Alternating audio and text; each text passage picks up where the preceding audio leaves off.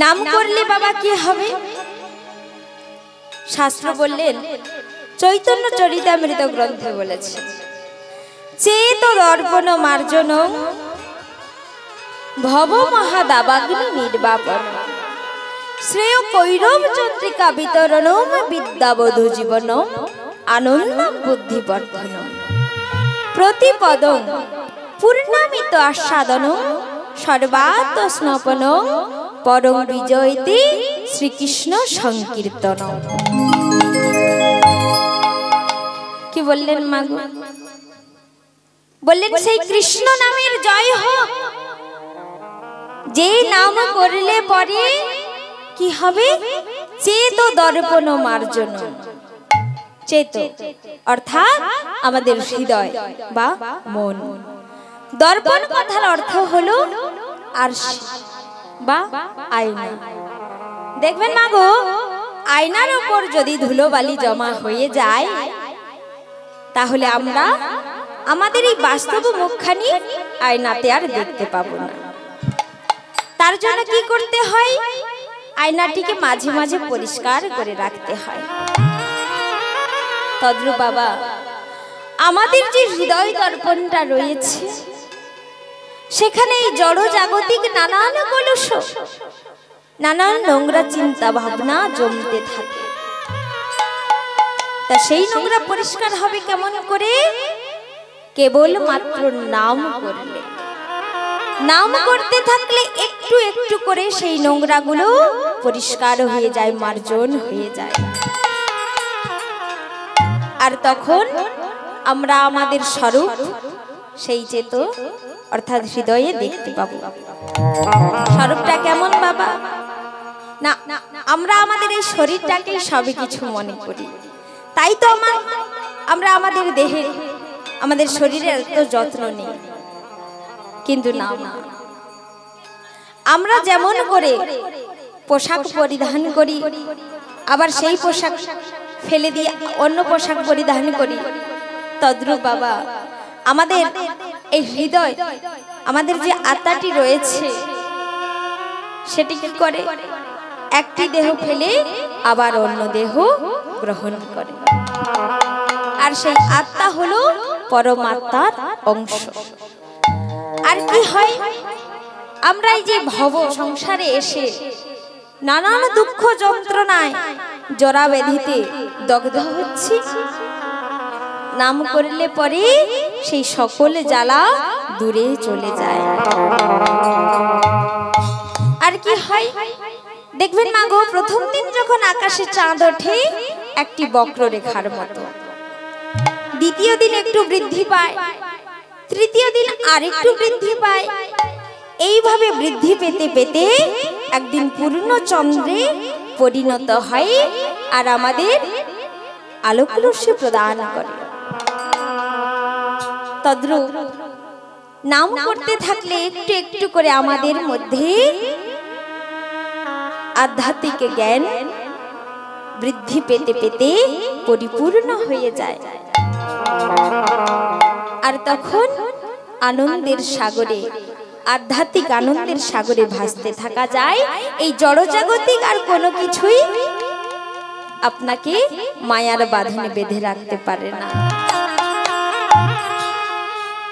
তা চলুন মাগো, আমার প্রভু অনেক কষ্ট করে আমাদের জন্য সেই হরিনাম মহামন্ত্র এনেছে। আমরা সবাই দুই বাহু তুলে বদনে হরিনাম করব। তো করবেন তো মাগো? তো বাহু তুলতে হবে তো, সবাই তুলবেন বলছেন, কয়েকজন মাত্র তুলেছে। ঠান্ডা আছে, প্রেমানন্দে হরি বল হরি বল হরি বল। তা মাগো একটুখানি বলে নি, হরিবাসরে এলেও অনেকে বাহু তোলে না কেন? লজ্জা করে বাহু তুলতে। তোমাকে এই বাহু আমরা তুলবো কেন? অনেকে বলবে নাম করবো, আমি তো মনে মনে করলেও হবে, নাম করার জন্য আবার বাহু কেন তুলতে হয়? তা বলি মাগো, নাম যখনই করবেন দুই বাহু তুলে করতালি দিয়ে উচ্চ স্বরে করবেন। আগে বলে দিই উচ্চ স্বরে কেন করবেন? তো একদিন আমার মহাপ্রভু হরিদাসকে ডেকে বলেছিলেন, হরিদাস বলো তো, মনে মনে নাম করা উত্তম নাকি উচ্চ স্বরে নাম করা উত্তম? তখন আমার হরিদাস ঠাকুর বলেছিলেন, প্রভু, যারা মনে মনে নাম করেন মঙ্গল শুধু তাদেরই হয়, কিন্তু যারা উচ্চ স্বরে নাম করেন তাদেরও যেমন হয়, সেই সঙ্গে সমগ্র জীব জগতের মঙ্গল হয়ে যায়, কল্যাণ হয়ে যায়। হরি বল, হরি বল, হরি বল। তো কেমন করে যেমন ধরুন আপনি উচ্চ স্বরে নাম করছেন, আপনার পাশে অনেক বৃক্ষ রয়েছে, হয়তো ছোট ছোট কীট পতঙ্গ রয়েছে, পশু পাখি কোথাও না কোথাও আপনার আশেপাশে রয়েছে, আপনি কিন্তু দেখতে পান। কিন্তু এই যে আপনি নাম করবেন উচ্চ স্বরে, ওই সকলে জীব ওরা কিন্তু বলতে পারে না, কিন্তু শুনতে পায়।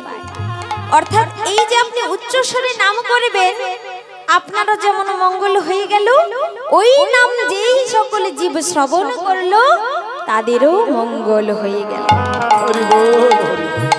অর্থাৎ যারা মনে মনে নাম করেন তারা হলো স্বার্থপর, শুধু নিজেরটাই ভাবে।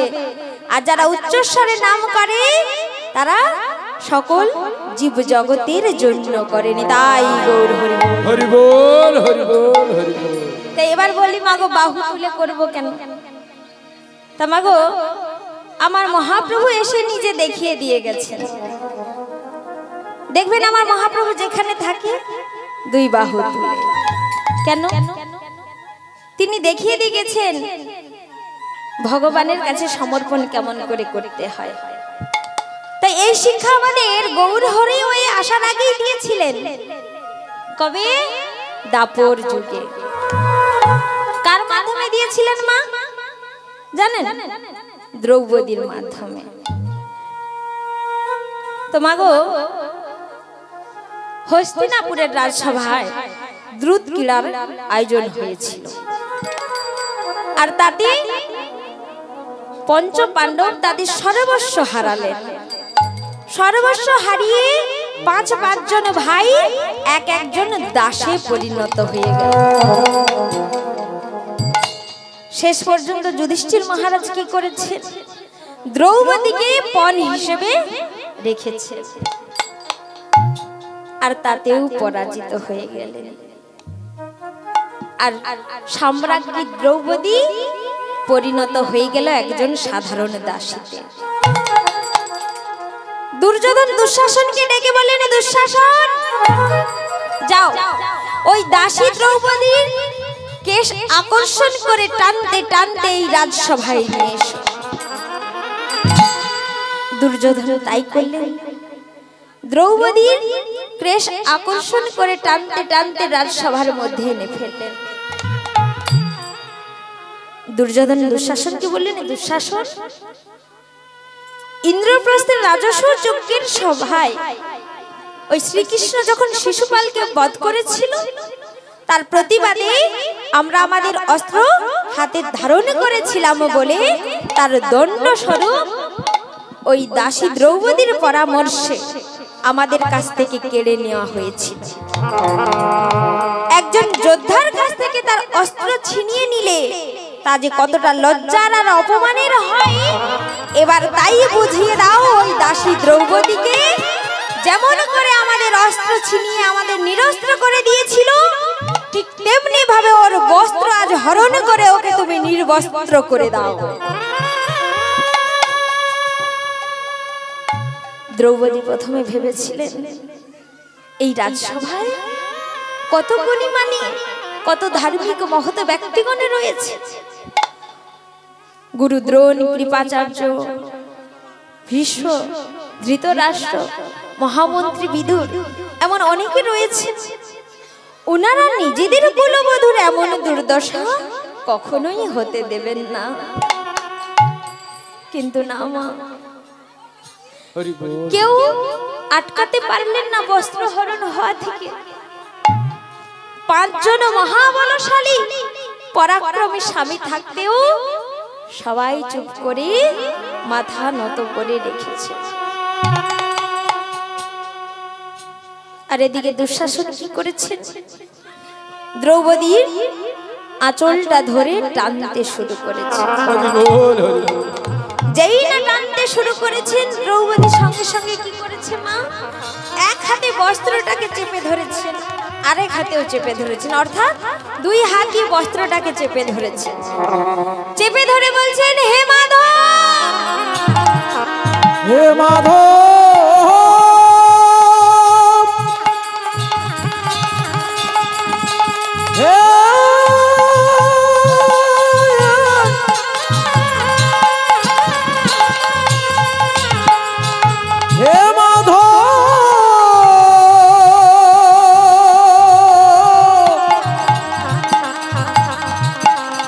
হে মাধব, ও হে মাধব, ও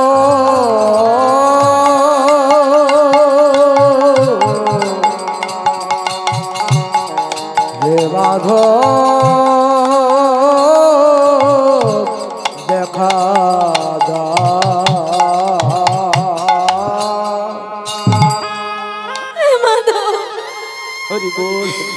কোথায় তুমি? এসো প্রভু, এসো প্রভু, এসো। আমার এই লজ্জার থেকে আমায় তুমি রক্ষা করো। এসো প্রভু, আমায় তুমি আজ রক্ষা করো। কিন্তু না মা, আমার মাধব এলেন না। দ্রৌপদী কি করেছে? প্রভুকে ডাকছে, আর এদিকে দুঃশাসন আরো জোরে করে টান দিচ্ছে।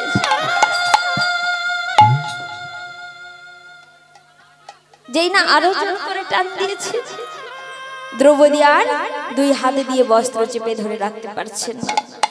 এক হাত দিয়ে চেপে ধরে আর এক হাত তুলে রাখছে। একবার এসো প্রভু, আজকে তুমি ছাড়া যে আমায় কেউ রক্ষা করতে পারবে না। একবার এসো, এসো মধুসূদন, আমায় রক্ষা করো। না মা, তথাপিও আমার মাধব এলেন না। নারদ মুনি গিয়ে বলছেন, প্রভু, যাকে তুমি তোমার সখী বলে সম্বোধন করো, তোমার সেই সখীর যে আজকে মহাবিপদ, বিপদে পড়ে তোমায় এত করে ডাকছে। সবাই বলে তুমি নাকি বিপদ ভঞ্জন মধুসূদন। কেউ যদি তোমায় বিপদে পড়ে ডাকে, তুমি নাকি তাকে গিয়ে রক্ষা করো। আর যে তোমায় ডাকছে সে তো তোমার প্রাণের সখী, তার এত বড় বিপদেও তুমি যাবে না প্রভু। প্রভু বললেন, কেমন করে যাই বলো তো?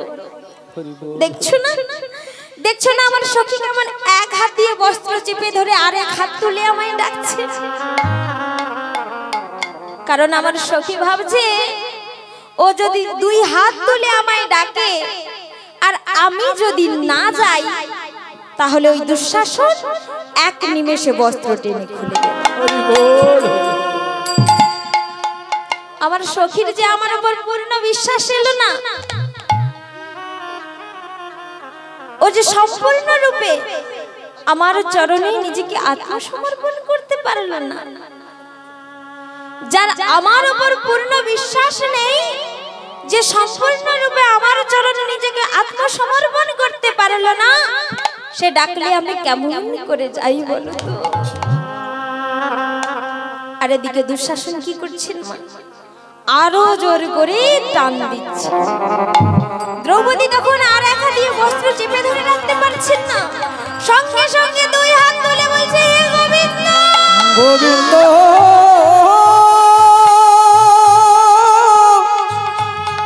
দেখা দাও, হে গোবিন্দ, দেখা দাও, হে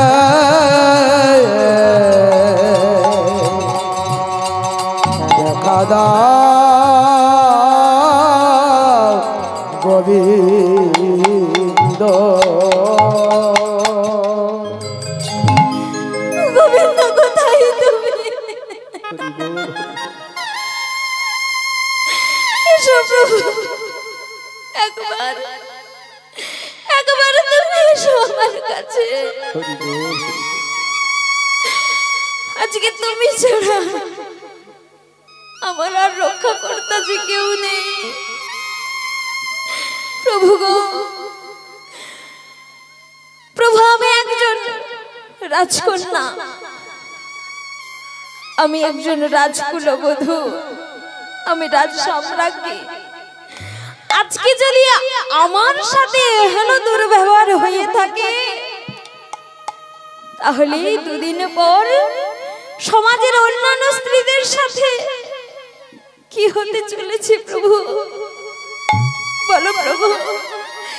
আজকে যদি আমার বস্ত্র হরণ হয়ে যায়, সেই লজ্জা শুধু আমার হবে না, সেই লজ্জা হবে সমগ্র নারী জাতির। তুমি তো বিপদ ভঞ্জন মধুসূদন, এসো প্রভু, আজ আমায় বিপদ থেকে রক্ষা করো। আমি সম্পূর্ণ রূপে তোমার চরণে নিজেকে আত্মসমর্পণ করে দিলাম প্রভু। তুমি এসে আমায় রক্ষা করো প্রভু, তুমি এসে আমায় রক্ষা করো। শ্রী গুরু নিতাই গৌর প্রেমানন্দে হরি বল হরি বল। আর তারপরে আমার গোবিন্দ এতই বস্ত্রের যোগান দিয়েছিল, ওই দুঃশাসন টানতে টানতে শেষে ক্লান্ত হয়ে পড়লেন, তবু দ্রৌপদীর বস্ত্র হরণ করতে পারলেন না। তো চলুন মা, শিক্ষা আমাদের ওই দাপরেই দিয়েছিলেন দ্রৌপদীর মাধ্যমে, যে ভগবানের কাছে আত্মসমর্পণ করতে হলে দুই বাহু তুলে, হা গোবিন্দ আজ থেকে আমি তোমার, আমার যা কিছু আছে সবই তোমার, সবই তোমার। তো সেই শিক্ষা জীব ধীরে ধীরে ভুলে গেছে। আর তাই যিনি ভগবান, তিনি ভক্ত হয়ে এসে পুনরায় দেখিয়ে দিয়ে গেছেন যে ভগবানের কাছে আত্মসমর্পণ করতে হলে দুই বাহু তুলে করতে হয়। তাই চলুন মাগো, সবাই মিলে দুই বাহু তুলে বদনে সেই মহামন্ত্র আমরা গাইব। সবাই গাইবেন তো? হাতগুলো কোথায়? একটু ঠান্ডা পড়ছে। ঠান্ডা পড়েনি, হাত অনেকক্ষণ তুলে রাখলে হাতে যন্ত্রণা করে, বাড়িতে কাজকর্ম করার সময় করে না। তো চলুন, কথা বলবো না, সবাই মিলে করতালি দেবেন। হরে কৃষ্ণ কৃষ্ণ কৃষ্ণ হরে হরে, হরে রাম রাম রাম হরে হরে। হরে কৃষ্ণ। সবাই মিলে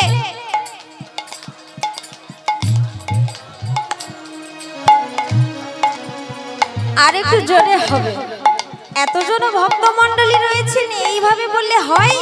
উচ্চস্বরে নাম করতে হবে। তো সবাই মিলে জোরে জোরে বলবেন, হরে কৃষ্ণ কৃষ্ণ কৃষ্ণ হরে হরে, হরে রাম রাম রাম হরে হরে।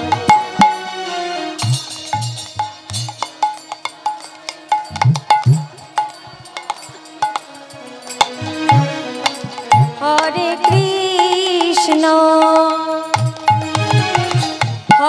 কৃষ্ণ কৃষ্ণ কৃষ্ণ হরে হরে, হরে রাম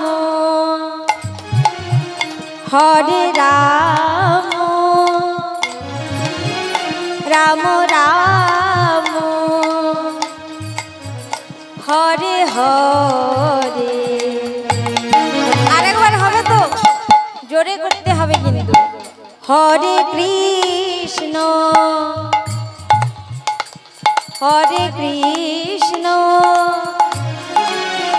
কৃষ্ণ কৃষ্ণ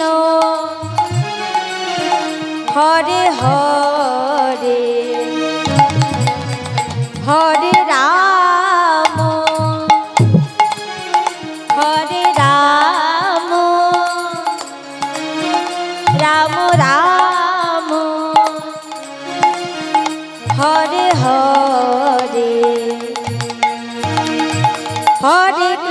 হরে কৃষ্ণ কৃষ্ণ কৃষ্ণ হরে হরে হরে রাম রাম রাম হরে হরে কৃষ্ণ কৃষ্ণ কৃষ্ণ হরে হরে হরে রাম রাম রাম হরে হরে হরে কৃষ্ণ কৃষ্ণ কৃষ্ণ হরে হরে হরে রাম রাম রাম হরে হরে হরে কৃষ্ণ কৃষ্ণ কৃষ্ণ হরে হরে হরে রাম রাম হরে হরে কৃষ্ণ কৃষ্ণ কৃষ্ণ হরে হরে হরে রাম রাম হরে হরে কৃষ্ণ কৃষ্ণ কৃষ্ণ হরে হরে হরে রাম রাম রাম হরে হরে।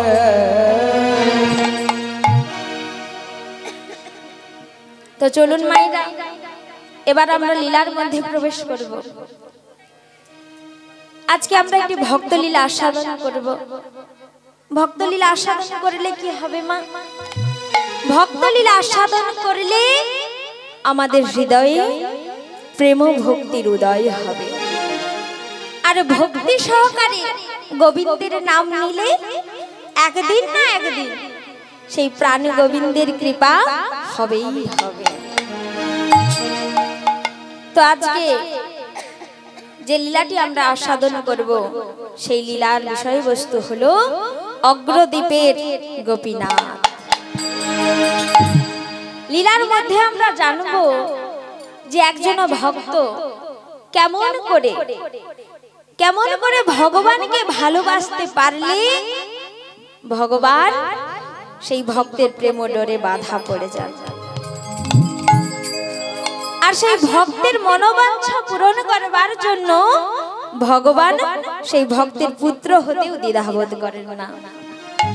আমরা এও জানব ভগবানকে পেতে হলে ভক্তকে কত কিছুই না হারাতে হয়। অনেক কিছু হারিয়ে তবে গিয়ে সেই প্রাণ গোবিন্দের দেখা মেলে। তো লীলার বিষয়বস্তু কি বললাম মা? অগ্রদ্বীপের গোপীনাথ। আজ থেকে প্রায় ৫৫০ বছর পূর্বের কথা। পশ্চিমবঙ্গের নদিয়া জেলার অন্তর্গত শান্তিপুরে সুরধনির গঙ্গার কিনারে বাস করতেন কমলাক্ষ পণ্ডিত। কে এই কমলাক্ষ পণ্ডিত বাবা জানেন? ওনাকে আরেকটা নামে পুরো জগৎ চেনে, যিনি জগতে অদ্বৈত গোসাই নামে পরিচিত। তার ঘরণী হলেন সীতা ঠাকুরানী। অদ্বৈত প্রভু লক্ষ্য করলেন কলির করালে গ্রাসে পড়ে সমস্ত মানব ধীরে ধীরে অধোগামী হয়ে যাচ্ছে। এখন কেউ আর হরি ভজন করে না, কেউ আর গুরু গ্রহণও করে না, কেবল অহংকারে মেতে গিয়ে অবক্ষয়ের পথে চলেছে। যদিও বা কেউ কেউ আবার ধর্ম আচরণ পালন করছেন, তাও আবার যশ ধর্ম, অর্থাৎ লোকের কাছে প্রশংসা পাওয়ার আশায়, যশ পাওয়ার আশায় যে ধর্ম আচরণ, তাহাকেই যশ ধর্ম বলেছে।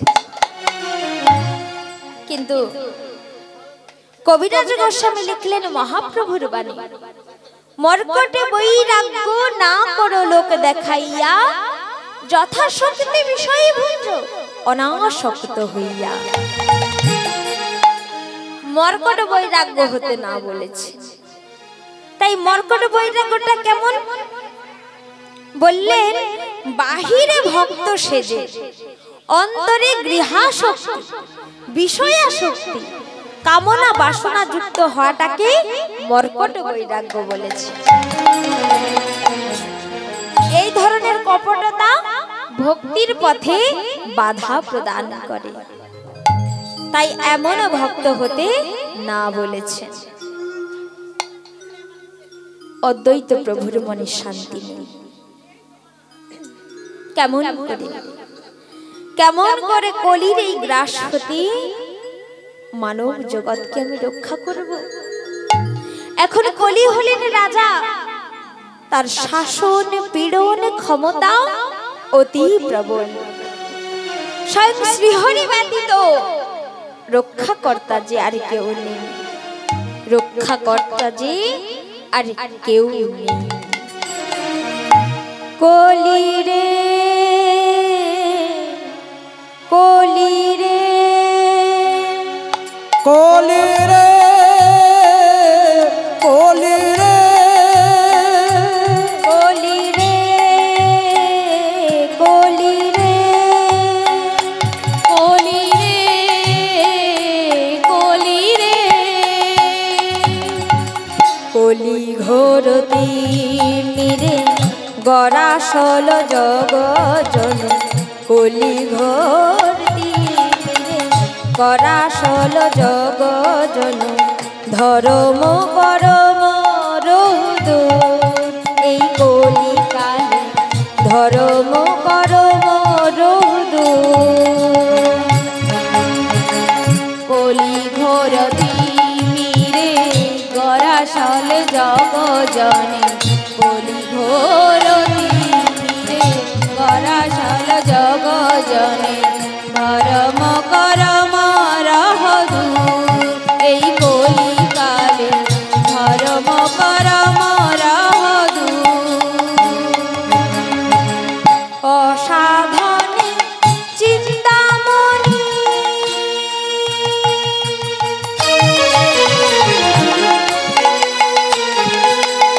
চিন্তামণি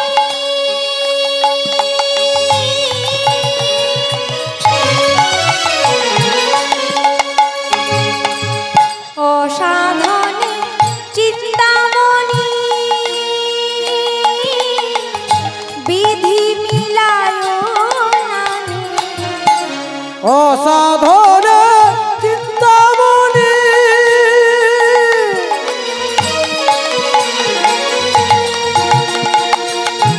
বিধি মিলাইল আনি গোরা বড় দয়ালু ঠাকুর আজ গোরা বড়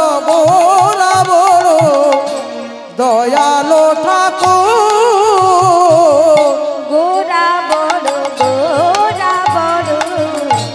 দয়ালু ঠাকুর আজ গোরা বড় দয়ালো ঠাকুর ধর্ম কর্ম দূরে গেল ধর্ম কর্ম দূরে গেল ধর্ম কর্ম দূরে গেল ধর্ম কর্ম দূরে গেল যখন কলি এসে গড়াছিল ধর্ম কর্ম দূরে গেল কলি এসে গড়াছিল ধর্ম কর্ম দূরে গেল হরি ভক্তি দূরে পালালো ধর্ম কর্ম দূরে গেল হরি ভক্তি দূরে পালালো ধর্ম কর্ম দূরে গেল বদন ভরে সবাই হরি বলো ধর্ম কর্ম দূরে গেল বদন ভরে সবাই হরি বলো ধর্ম কর্ম দূরে গেল আজ বদন ভরে হরি বলো ধর্ম কর্ম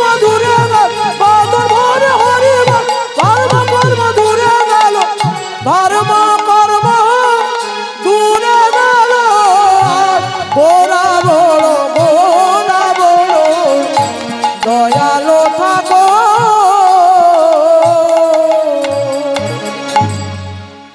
মলিন আর অধবদনী গঙ্গার কিনারে বসে থাকে নয়ন জলে অদ্বৈত প্রভুর বুক ভেসে যায়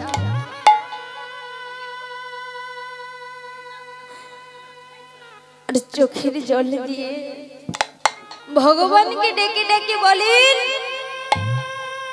ওগো ভগবান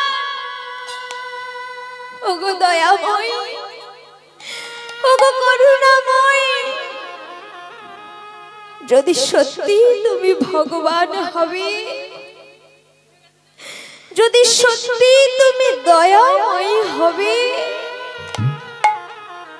তাহলে কলির এই দুর্বল জীবকে তরাতে যে তোমায় আসতে হবে প্রভু না হলে যে নরকের অতল তলায় তলিয়ে যাবে সমগ্র জগৎ। কৃপা করো প্রভু, নেমে এসো প্রভু, এবার তুমি ধরাধামে নেমে এসো। হঠাৎ অদ্বৈত প্রভু একটি যোগসূত্র খুঁজে পেলেন। যোগসূত্রটা কি মা? গঙ্গা। তাই মা গঙ্গার কাছে গিয়ে বলছেন, ও গো মা গঙ্গা, তুমি তো প্রভুর চরণ হতে জন্ম নিয়ে আজ এই মর্ত পর্যন্ত প্রবাহিত হয়ে সাগর অবধি বয়ে চলেছ। মাগো, তুমি আমার এই আকুল আহ্বান, তুমি আমার এই ব্যাকুল নিমন্ত্রণ প্রভুর চরণে পৌঁছে দেবে না? বলো না মা, জগতের কল্যাণের জন্য আর জীব জগতের মঙ্গলের জন্য এইটুকু কৃপা তুমি করো মা, এইটুকু কৃপা তুমি করো। পতিত পাবনী গঙ্গে, পতিত পাবনী গঙ্গে, মাগো পতিত পাবনী গঙ্গে, পতিত পাবনী গঙ্গে, পতিত পাবনী গঙ্গে, মাগো পতিত পাবনী গঙ্গে, মাগো পতিত পাবনী গঙ্গে, মাগো পতিত পাবনী গঙ্গে, পতিত পাবনী গঙ্গে, মাগো পতিত পাবনী গঙ্গে, মাগো পতিত পাবনী গঙ্গে, মাগো পতিত পাবনী গঙ্গে, পতিত পাবনী গঙ্গে, মাগো পতিত পাবনী গঙ্গে, মাগো পতিত পাবনী গঙ্গে, মাগো পতিত পাবনী গঙ্গে, কলুষ নাশিনী গঙ্গে, আমায় কৃপা কর্মা গঙ্গে, শান্তি দায়িনী গঙ্গে, পতিত পাবনী গঙ্গে, কলুষ নাশিনী গঙ্গে, আমায় কৃপা কর্মা গঙ্গে, শান্তি দায়িনী গঙ্গে, পতিত পাবনী গঙ্গে, পতিত পাবনী গঙ্গে, পতিত পাবনী গঙ্গে, পতিত পাবনী গঙ্গে, পতিত পাবনী গঙ্গে, পতিত পাবনী গঙ্গে, পতিত পাবনী গঙ্গে, পতিত পাবনী গঙ্গে, পতিত পাবনী গঙ্গে, পতিত পাবনী গঙ্গে, পতিত পাবনী গঙ্গে, পতিত পাবনী গঙ্গে, পতিত পাবনী গঙ্গে, পতিত পাবনী গঙ্গে, পতিত পাবনী গঙ্গে, পতিত পাবনী গঙ্গে, পতিত পাবনী গঙ্গে।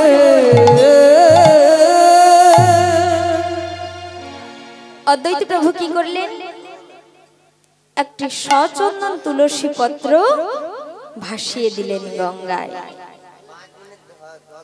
এমনি করে ভাসতে ভাসতে জলের স্রোতে তুলসী চলে যায় নিচের দিকে, আর অদ্বৈত প্রভু তীরে দাঁড়িয়ে সেই তুলসীর দিকে লক্ষ্য রাখে। এমনি করে বহুদিন কেটে গেল। 12 বৎসর এমনি করে অদ্বৈত প্রভু তুলসী ভাসাতেই থাকলেন। একদিন ক্লান্ত আর পরিশ্রান্ত হয়ে মা গঙ্গাকে বলছেন, ওগো মা গঙ্গা, এমনি দেখছি তুই শীতলময়ী, তরলময়ী, কোমলময়ী, কিন্তু আমার বেলায় কেন এত পাষাণী তুই? আমি তো আমার নিজের জন্য বলিনি, জগতের মঙ্গলের জন্য এইটুকু কৃপা তুই করতে পারিস না? কেবল বন্যা দিয়ে জগতের ধ্বংস করতে পারিস, জগতের কল্যাণ তুই করতে পারিস না। মনে পড়ে সেদিনের কথা, যেদিন তুই এই মর্তে এলি, জন্মমণি বসে ধ্যান করছিলেন, আর তুই চারিদিকে প্লাবন করে ভাসিয়ে নিয়ে এসেছিলি। তোর ওই ধ্বংসের তাণ্ডব শব্দ মুনির ধ্যান ভঙ্গ করেছিল। ক্রোধান্বিত হয়ে মুনিবার বললেন, কে এত উচ্চ শব্দ করে আমার ধ্যান ভঙ্গ করলো? জগৎ ভাসিয়ে ধ্বংস করে চলেছে কে? তারপর তরলময়ী দেখে এক গণ্ডূষে পুরো গঙ্গাকে পান করে নিলেন। সেদিন ভগীরথের মতো এক ভক্তের প্রার্থনায় তুই রক্ষা পেয়েছিস। মুনিবর তার জঙ্ঘা চিরে তোকে বের করেছিলেন, প্রসাব করে বের করলে তুই যে অপবিত্র হয়ে যেতিস, তাই তিনি করলেন না। আর সেইখান হতে জন্মমণির নাম অনুসারে তোর নাম হলো জাহ্নবী নিতাই। হরি বল, হরি বল, আজ সেই অগণিত ভক্তের আকুল আহ্বান, ব্যাকুল নিমন্ত্রণ প্রভুর চরণে পৌঁছে দেবে না? বলো না মা, বলো না প্রভুর চরণে তুমি পৌঁছে দেবে না? হঠাৎ অদ্বৈত প্রভু লক্ষ্য করলেন, প্রতিদিন জলের স্রোতে তুলসী চলে যায় নিচের দিকে, কিন্তু আজ চলেছে স্রোতের উল্টো দিকে। অদ্বৈত প্রভু মনে মনে ভাবছেন, আমার ভাসানোর তুলসীর যখন অন্যগতি হয়েছে, অন্য দিনের তুলনায় এর ফলও অন্যই হবে। তাই অদ্বৈত প্রভু কি করলেন? তুলসী জলে ভেসে ভেসে চলেছেন, আর অদ্বৈত প্রভু সেই তুলসীকে লক্ষ্য করে তীরে তীরে চলেছেন।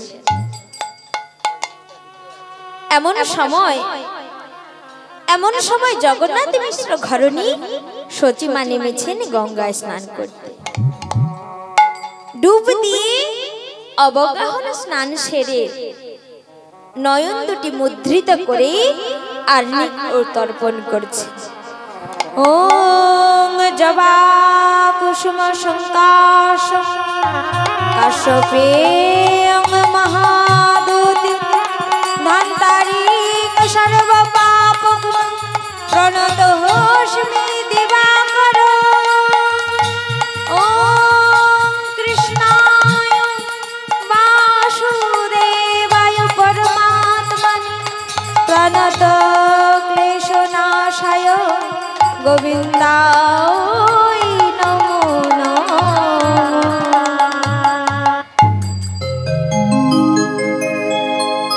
নয়ন মেলে তাকাতে তিনি চমকে উঠলেন, হে কি, একটি সচন্দন তুলসী পত্র ঘুরে ঘুরে চারিদিকে প্রদক্ষিণ করছে। চন্দনে যখন মাখানো, নিশ্চয়ই গোবিন্দ চরণে নিবেদিত তুলসী। আজকের এই প্রভাতটা আমার জন্য বড়ই সৌভাগ্যের। তাই সচিমা কি করেছেন? সেই সচন্দন তুলসী পত্র আর গঙ্গার জল বদনে ফেলে খেয়ে নিলেন, আর সেই গর্ভে আমার গৌর সুন্দর এই ধরাধামে অবতীর্ণ হলেন। কেমন করে বাবু? বহিরঙ্গে রাই, অন্তরঙ্গে শ্যাম, দুই মিলে এক হলো আমার গৌর গুণধাম। তো চলুন মাগো, আমার পতিত পাবন ভগবান, আমার প্রেমের ঠাকুর শ্রী গৌর হরি কলি এই পতিত জীবকে তরাবার লাগে এই ধরাধামে অবতীর্ণ হচ্ছে। তাই সবাই মিলে মায়েরা উলুধ্বনি করুন আর বাবারা হরিধ্বনি করুন। মায়েরা উলুধ্বনি পারেন তো?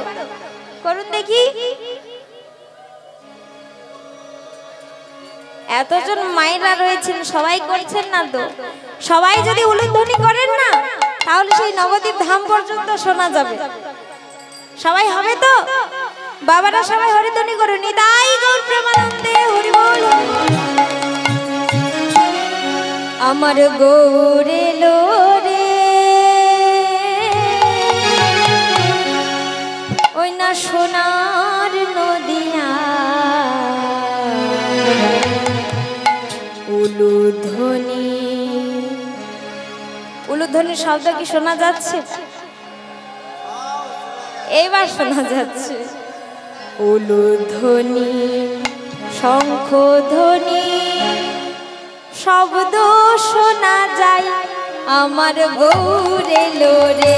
মোদের গৌরে লোরে সোনার নদিয়ায় উলুধ্বনি হরিধ্বনির শব্দ শোনা যায় মোদের গৌরে লোরে।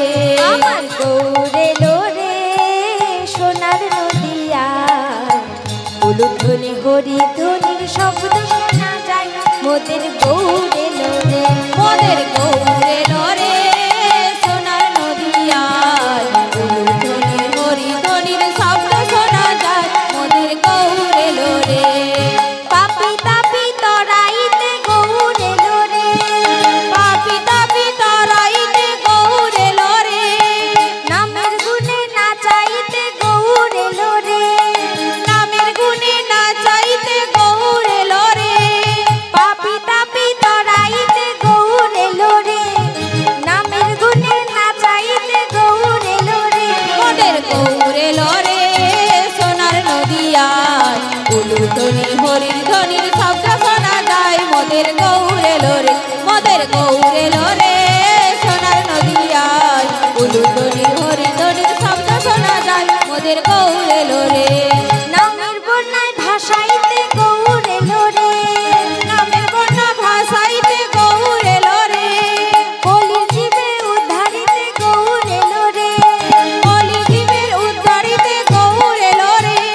নামের বন্যায় ভাসাইতে গৌরে লোরে, কলির জীবে উদ্ধারিতে গৌরে লোরে। মোদের গৌরে লোরে সোনার নদিয়ায় উলুধ্বনির হরিধ্বনির শব্দ শোনা যায় মোদের গৌরে লোরে। মোদের গৌরে লোরে সোনার নদিয়ায় উলুধ্বনির হরিধ্বনির শব্দ শোনা যায় মোদের গৌরে লোরে। মোদের গৌরে লোরে এ সোনার নদিয়ায় উলুধ্বনি হরিধ্বনি শব্দ শোনা যায় মোদের গৌরে লোরে। মোদের গৌরে লোরে, মোদের গৌরে লোরে, মোদের গৌরে লোরে। ওরে লোরে সোনার নদিয়ায় উলুধ্বনি হরিধ্বনি শব্দ শোনা যায় মোদের গৌরে লোরে। মোদের গৌরে লোরে সোনার নদিয়ায় উলুধ্বনি হরিধ্বনি শব্দ শোনা যায় মোদের গৌরে লোরে, মোদের গৌরে লোরে, মোদের গৌরে লোরে, মোদের গৌরে লোরে, মোদের গৌরে লোরে, মোদের গৌরে লোরে। 1407 শতাব্দে জন্মগ্রহণ করে যখন 23 বৎসর বয়স হলো, একদিন দাদা নিত্যানন্দ প্রভুকে নিয়ে গিয়ে শ্রীবাসের আঙ্গিনায় প্রথম আরম্ভ করলেন কলিযুগ পাবনকারী হরিনাম সংকীর্তন। এমনি করে 1 বৎসর কেটে গেল। কত শত ভক্ত এই নামের ভাবে বিভোর হলো। যখন প্রভুর হরি বল 24 বৎসর বয়স হলো, একদিন দাদা নিত্যানন্দ প্রভুকে ডেকে বলছে, দাদা দাদা আমি তোমার ছোট ভাই। ও মায়েরা একটু আসতে, এত চিৎকার করলে হবে? হরি বল হরি বল। মায়েরা মায়েরা একটু একটু এত কথা বলবেন না। নিতাই গৌর হরি বল। এ হরি হরি বল, হরি বল হরি বল হরি বল। তোমাগো আমার প্রভুর যখন 24 বছর বয়স হলো, একদিন দাদাকে বলছে, দাদা ও দাদা, আমি তোমার ছোট ভাই, আর ছোট ভাইয়ের কথা বড় ভাইকে রক্ষা করতে হয়, এই কথা তুমি জানো তো? বেশ গৌর, বল। আমি কথা দিলাম, তোর কথা আমি রাখবো। দাদা, 12 বছর বয়স থেকে এখন তোমার বয়স হলো 32 বছর, অর্থাৎ 20 বছর ধরে তুমি অবধূত মার্গের সন্ন্যাসী। তুমি সন্ন্যাসী আছো, আর আমাকে সন্ন্যাস নিতে হবে।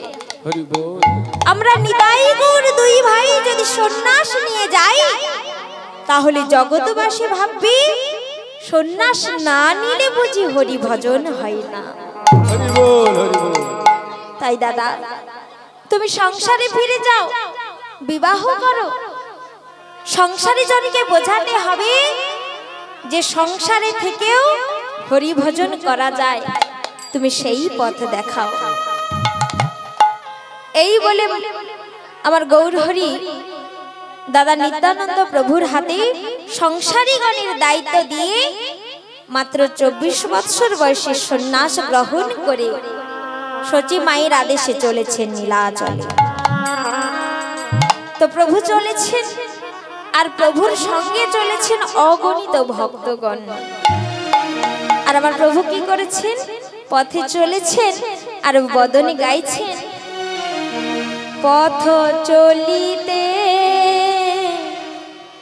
আর বলিতে, পথ চলিতে আর বলিতে, পথ চলিতে আর বলিতে, পথ চলিতে আর বলিতে, মুখে গাও গাও কৃষ্ণ নাম, হরি নাম, মধুর নাম, মুখে গাও কৃষ্ণ নাম, মধুর নাম, হরি নাম, মুখে গাও গাও কৃষ্ণ নাম, হরি নাম, মধুর নাম, মুখে গাও কৃষ্ণ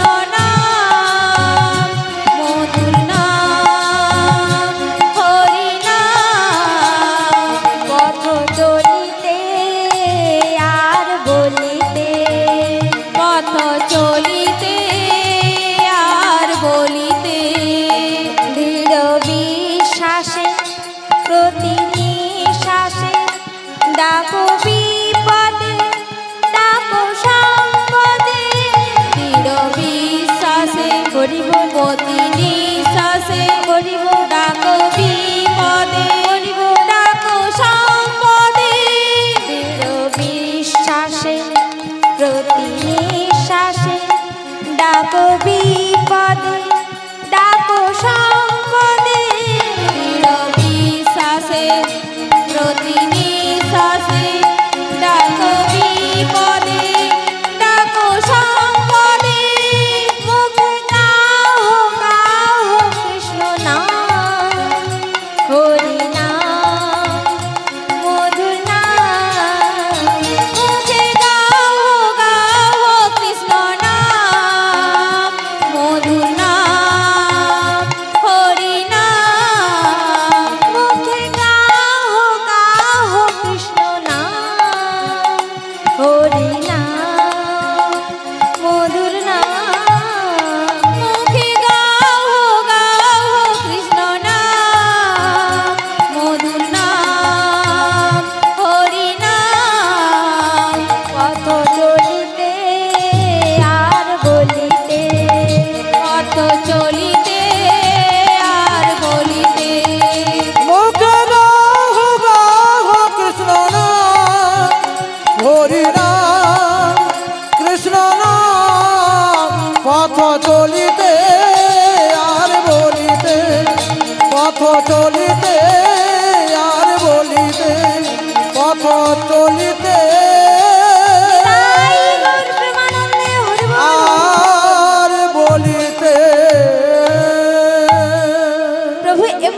করে নাম বিলাতে বিলাতে চলেছে।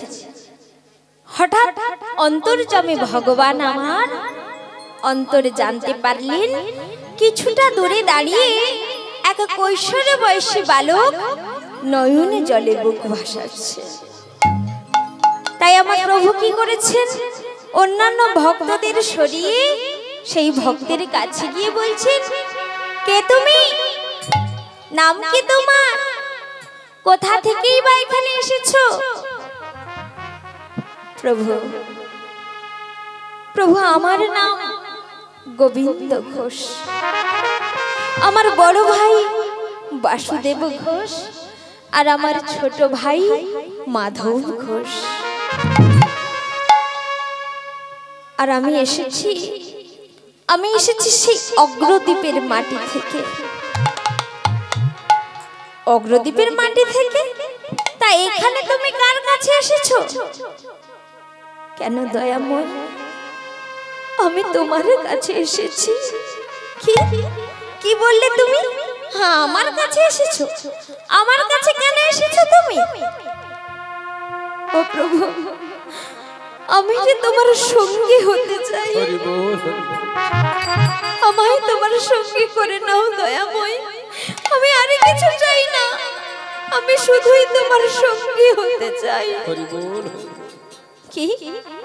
কি বললে গোবিন্দ, তুমি সঙ্গী হবে আমার? শোনো গোবিন্দ, যারা আমার সঙ্গী হয় তাদের জীবনে যে অনেক দুঃখ, অনেক কষ্ট আসে, এটা সত্য কথা মা। যারাই ভগবানকে ভালোবেসেছে তাদের জীবনে অনেক দুঃখ, অনেক কষ্ট এসেছে। কেউ তা সয়ে নিতে পারে আর কেউ তা পারে না। তাই শাস্ত্রে বলেছে, যে করে আমার আশ করি তার সর্বনাশ, তথাপিও যদি না ছাড়ে আমার পাশ, আমি হই তার দাসের অনুদাস।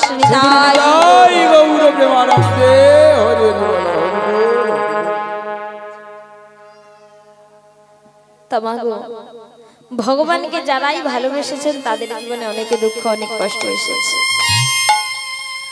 কেউ সয়ে নিতে পারে আর কেউ পারে না। আবার যারা প্রকৃত ভক্ত হয় তারা কিন্তু ভগবানের কাছে কখনো সুখ চায় না। কেন? তারা সুখ না চেয়ে দুঃখটাকে চেয়ে নেয়। এর একটি সুন্দর ব্যাখ্যা দিয়েছিলেন মাতা কুন্তী। কেমন করে না, যখন কুরুক্ষেত্রের ধর্মযুদ্ধে অধর্মীদের বিনাশ করে ধর্মের জয় হলো, অর্থাৎ হস্তিনাপুরের সিংহাসনে অধিষ্ঠিত হলেন স্বয়ং ধর্মরাজ যুধিষ্ঠির। আমার কৃষ্ণচন্দ্র তখন কি করলেন? একে একে সবার কাছ থেকে বিদায় চেয়ে নিচ্ছেন, কারণ তিনি তার নিজ রাজ্য অর্থাৎ দ্বারকা নগরীতে ফিরে যাবেন। তাই সবার কাছ থেকে একে একে বিদায় চেয়ে মাতা কুন্তীর কাছে এসেছে। কাছে এসে বলছেন, পিসিমা পিসিমা, আমি তো এবার দ্বারকা নগরীতে ফিরে যাব, তা তুমি আমার কাছ থেকে কি চাও বলো। আমি কথা দিচ্ছি পিসিমা, আমি যাওয়ার আগে তোমাকে তাই দিয়ে যাব। তাই কুন্তী আমার কৃষ্ণচন্দ্রের পিসি হন। নাম ছিল পৃথা, যাকে কুন্তী ভোজে রাজা দত্তক নিয়ে নাম দিয়েছিলেন কুন্তী। তো এই কথা যেই না বলেছেন আমার কৃষ্ণচন্দ্র, সঙ্গে সঙ্গে কুন্তী বলছে, ওরে কৃষ্ণ, তুই সত্যি সত্যি তুই আমায় কিছু দিয়ে যেতে চাস? দে বাবা দে, আমাদের সেই দুঃখ কষ্টের জীবন আবার তুই ফিরিয়ে দিয়ে যা। সঙ্গে সঙ্গে কৃষ্ণ অবাক হয়ে বললেন, পিসিমা, তুমি তো সারাটা জন্ম ধরে কেবল দুঃখ কষ্ট যন্ত্রণা সইতে সইতে এসেছো, আর আজ যেই না তোমাদের জীবনে একটু সুখের আনন্দের উদয় হয়েছে, অমনি তুমি আবার দুঃখ কষ্টের জীবনে চাইছো। কেন কেন পিসিমা কেন? কুন্তী বললেন, কৃষ্ণ এতদিন এতদিন আমরা দুঃখে কষ্টে ছিলাম ঠিকই, তাই এক মুহূর্তের জন্য আমরা ভগবানকে ডাকতে ভুলে যাইনি, সর্বদাই তার স্মরণ করেছি, স্মরণে নিয়েছি। আর তাই আমাদের পাশে তোমায় সর্বদা পেয়েছি। আর আজ যেই না একটু সুখের আনন্দের উদয় হয়েছে, অমনি তুই আমাদের ছেড়ে চলে যেতে চাইছিস। চাই না কৃষ্ণ, চাই না এমন সুখের জীবন যে জীবনে গেলে আমরা তোকে আমাদের পাশে পাবো না, যে সুখের জীবনে গেলে আমরা ভগবানকে ডাকতে ভুলে যাব। মানুষ কখনো ভগবানকে ডাকতে ভুলে যায় জানিস? যখন তারা সুখে থাকে, আনন্দে থাকে। দুঃখে মানুষ কখনো ভগবানকে ডাকতে ভুলে না। তাই আমার এই সুখের জীবনে চাই না। দে বাবা দে, তুই ফিরে যাওয়ার আগে আমার সেই দুঃখের জীবনে ফিরিয়ে দিয়ে যা।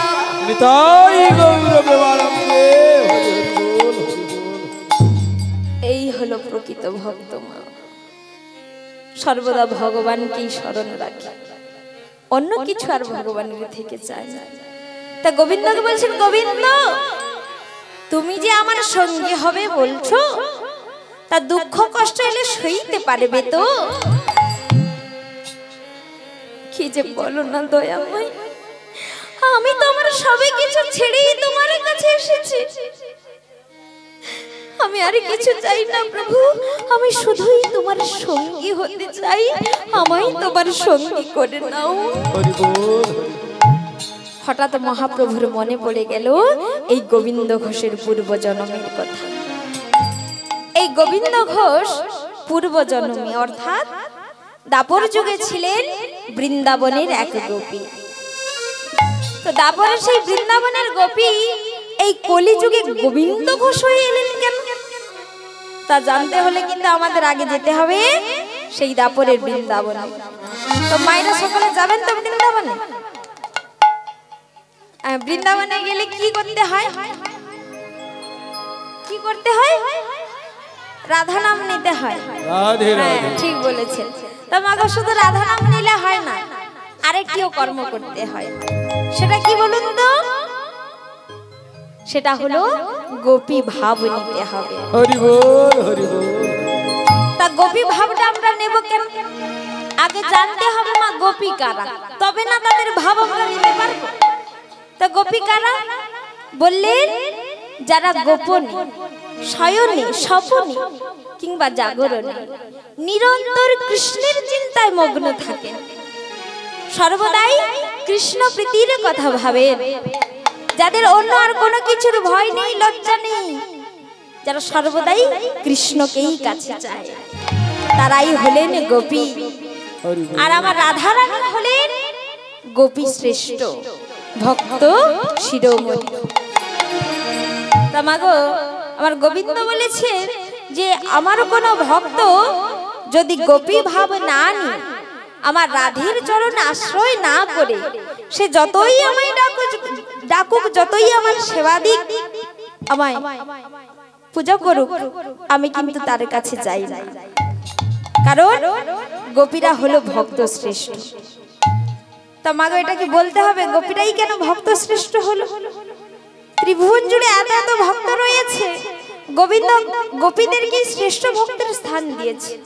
এটা আপনারা সকলে জানেন তো? বলবো নাকি লীলার মধ্যে চলে যাবো? বলবো? আচ্ছা বেশ বেশ, আপনারা যখন জানতেই চাইছেন বলছি। তো মাগো গোপীরা হলো ভক্ত শ্রেষ্ঠ। তা আপনাদের আমার মতে এই প্রশ্ন আরেকজনের মনেও জেগেছে, নারদ মুনি। নারদ মুনি মনে মনে ভাবছেন, আমি সারাক্ষণ সর্বদাই প্রভুর নাম বদনে জপ করি, তাছাড়া ত্রিভুবন জুড়ে তো অনেক ভক্ত রয়েছে, বড় বড় ভক্ত। তা এত ভক্ত থাকতে থাকতে ওই ব্রজগোপীদেরকেই কেন প্রভু শ্রেষ্ঠ ভক্তের স্থান দিলেন? তাই প্রশ্নের উত্তর জানার জন্য আমার প্রভু কি করেছেন? দ্বারকা নগরীতে গিয়ে উপনীত হয়েছে।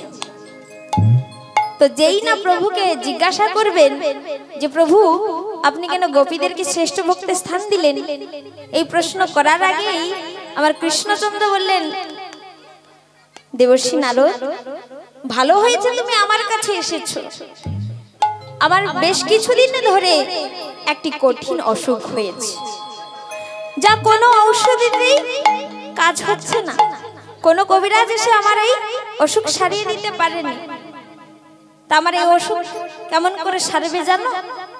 যদি আমার কোনো ভক্ত কৃপা করে তার চরণ ধুলি আমার মস্তকে দেয়, তবে আমার এই রোগ সেরে যাবে। তা ত্রিভুবন জুড়ে সবাই জানে তুমি আমার একজন বড় ভক্ত, তাই কৃপা করে তোমার চরণ ধুলি আমার মস্তকে দাও। যেই না বলেছেন, সঙ্গে সঙ্গে নারদ মুনি বলছেন, না না প্রভু, এ কেমন করে সম্ভব? আমি কেমন করে আমার চরণ ধুলি আপনার মস্তকে দেব? তা হতে পারে না। প্রভু বললেন, বেশ, তাহলে তুমি এক কাজ করো, তুমি যেখানে থেকে পারো আমার ভক্তের চরণ ধুলি আমায় এনে দাও।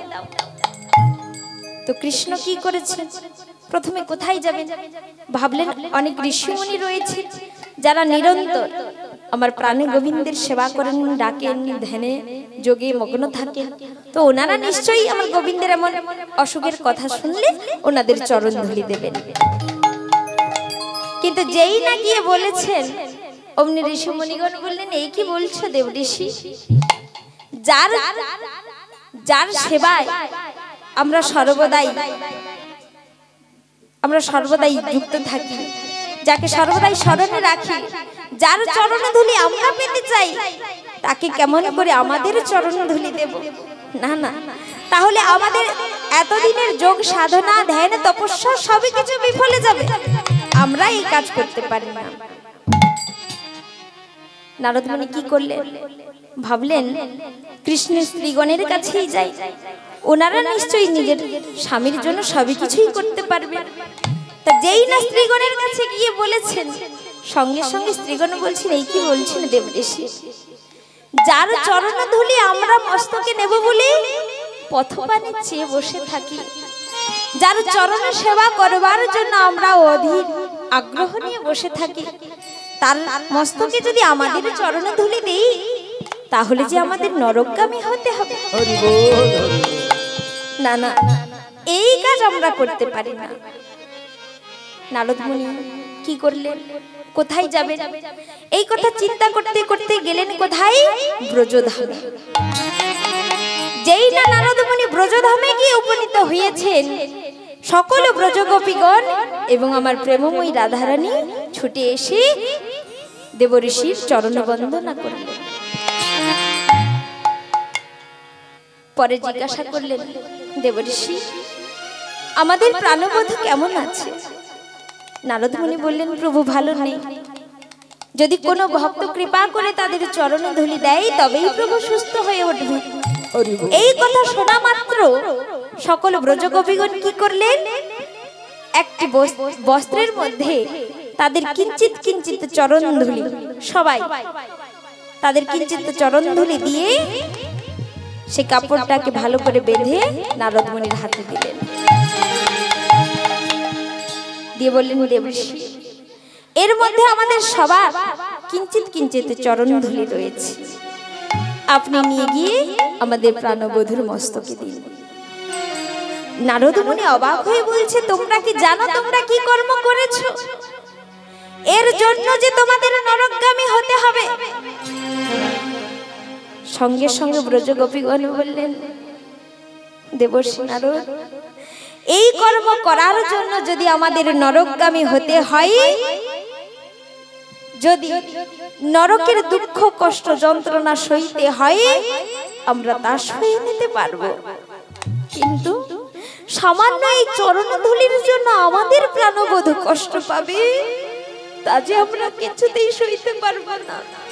আপনি নিয়ে যান, আপনি নিয়ে গিয়ে প্রভুর মস্তকে দিন। নারদ মুনি গিয়ে প্রভুকে বললেন, প্রভু আমি উত্তর পেয়ে গেছি।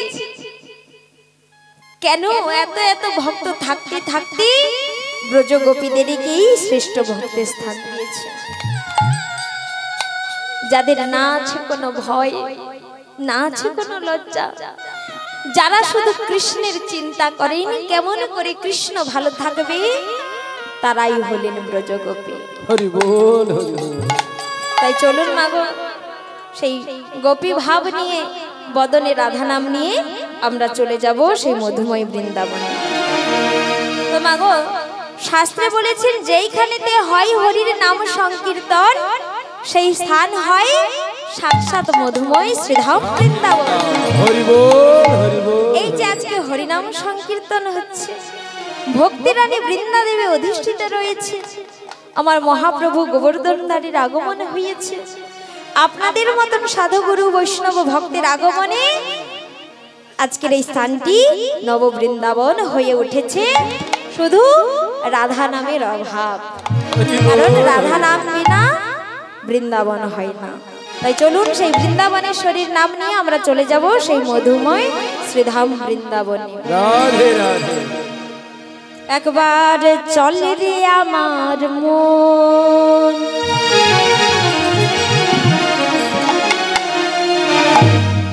ওই না মধুর বৃন্দাবন,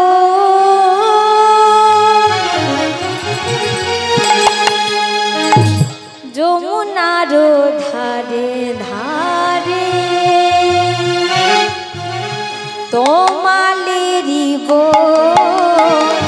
চলে রে আমার মন মধুর বৃন্দাবন, যমুনার ধারে ধারে আয় তোমালেরই বন। চলে আমার মন মধুর বৃন্দাবন, যমুনার ধারে ধারে তোমালেরই বন। চলে রে আমার মন মধুর বৃন্দাবন, যমুনার ধারে ধারে তোমালেরই বন। যথা ললিতা বিশাখায়াদি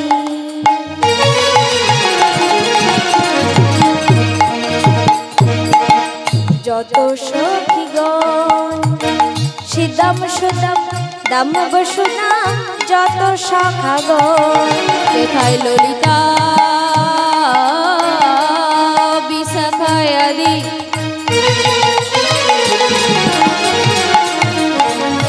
যত সখীগণ সিদাম সুদাম দাম সুদাম যত সখাগণ। ললিতা বিশাখায়াদি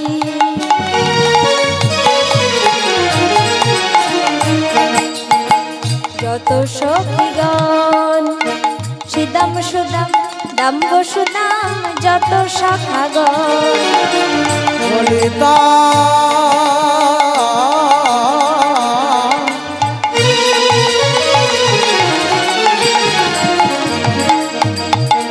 বিশাখায়াদি যত সখীগণ সিদাম সুদাম দাম্ব সুদাম যত সখাগণ। চলে রে আমার মন মধুর বৃন্দাবন, যমুনার ধারে ধারে তোমালেরই বন।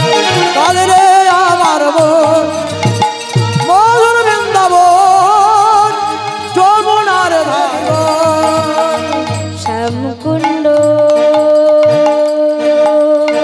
রাধা কুণ্ড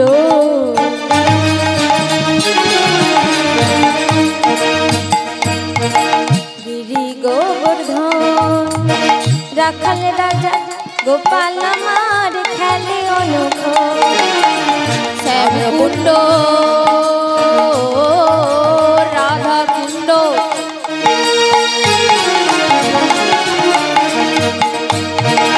গিরি গোবর্ধন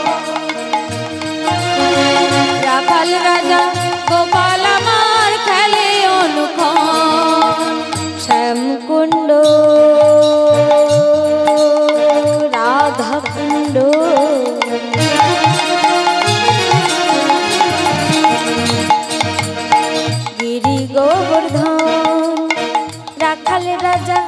গোপাল আমার খেলে অনুক্ষণ শ্যামে কুণ্ড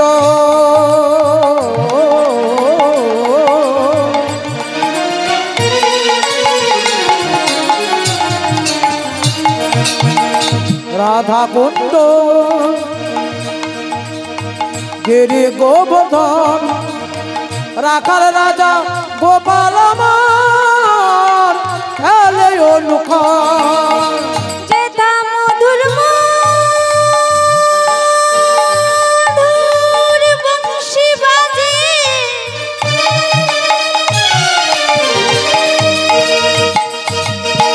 সেই তো বৃন্দাবন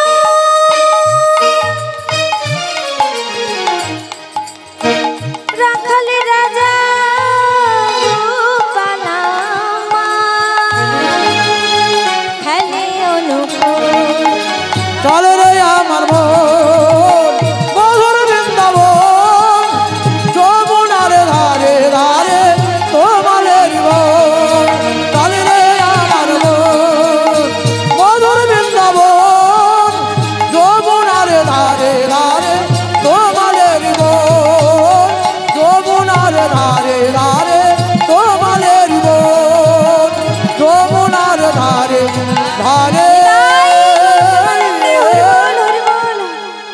জয় জয় প্রেমময়ী রাধা রানী কি জয় প্রেমময়ী রাধা রানী কি জয় শ্যাম সুন্দর কি জয় মদন মোহন কি জয় গিরিধারী গোপাল কি জয় মহাপ্রভু কি জয় উপস্থিত ভক্তবৃন্দ কি জয় হরিবর্ষর আয়োজনকারী গৃহকর্তা কি জয় নিতাই গৌর প্রেমানন্দে হরি বল হরি হরি বল।